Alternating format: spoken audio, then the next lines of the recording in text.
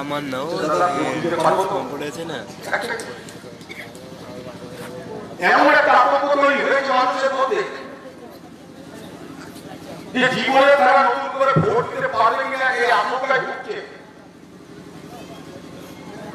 আমরা তো কুকুর ছাগল বিড়াল নই যে শুধু দুবেলা খেতে দিলে আমাদের সব কিছু মিটে যায়। আমরা তো মানুষ, আমাদের রুচি আছে, বুদ্ধি আছে, জ্ঞান আছে, বিবেক আছে, ভালো আছে, মন্দ আছে, সঠিক আছে, বেঠিক আছে, ন্যায় আছে, অন্যায় আছে, তবে তার জন্য তো আমরা মানুষ। কিন্তু সেই মানুষের আজ প্রশ্ন একটা, দাদা আমরা কি ভোট দিতে পারবো? আমাদের কি ভোট দিতে দেবে? মাঝে মাঝে মনে হয় আমরা কি স্বাধীন ভারতবর্ষে বাস করছি না পরাধীন ভারতবর্ষে বাস করছি।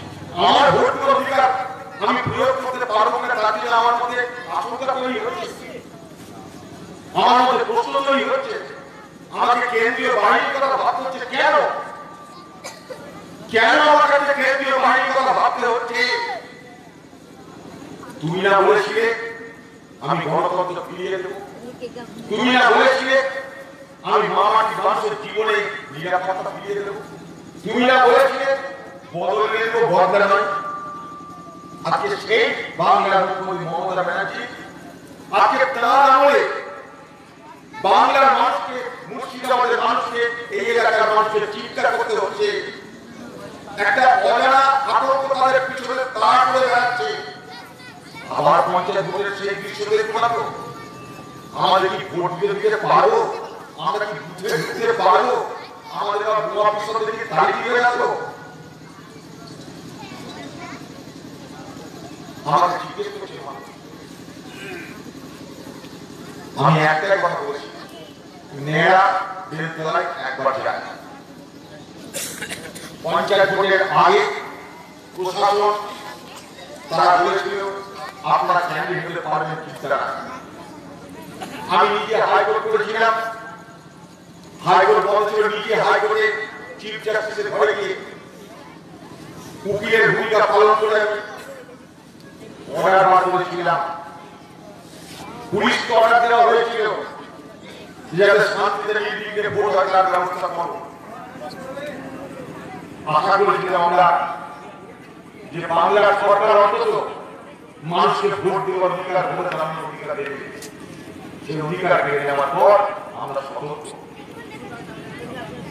তাই আজ এই সমাজের বেলায় বলে গেলাম যে একটা মানুষকে আগামী নির্বাচনে কাকে ভোট দেবেন সেটা বড় কথা নয়, কিন্তু আপনারা ভোট দিতে পারবেন সেটা আজকে বড় প্রশ্ন। তাই তৃণমূলের বাবা এখানকার পুলিশকে, তার বাপ মমতা ব্যানার্জি সরকারকে চ্যালেঞ্জ দিয়ে গেলাম আজকের কিষান নামাজের পরে যে মুর্শিদাবাদে একটা বুথ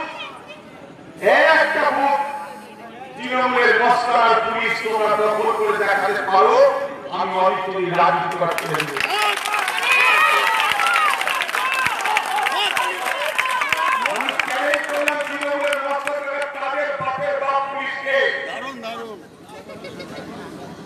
একটা বুথ দখল করে দেখিয়ে তোরা কেন তোর মোদের বাচ্চার একটা চিন্তা করবেন না।